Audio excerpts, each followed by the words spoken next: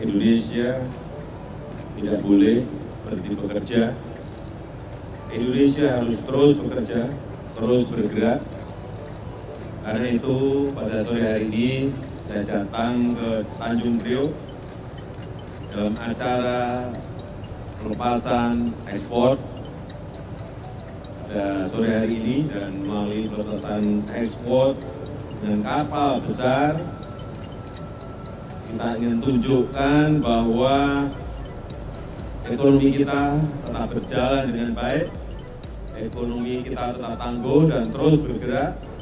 Dan tujuan ekspor pada sore hari ini adalah Amerika Serikat dengan kapal yang besar berkapasitas 10.000 TEU dan kita mengisi 4.300 TEU.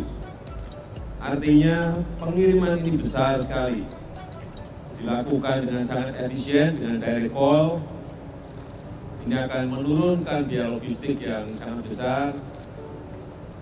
Tadi sudah disampaikan oleh Dirut Pelindo bahwa setiap kontainer menghemat biaya kurang lebih 300 US dollar, dan ini akan memberikan daya saing produk-produk kita terhadap produk-produk dari negara lain.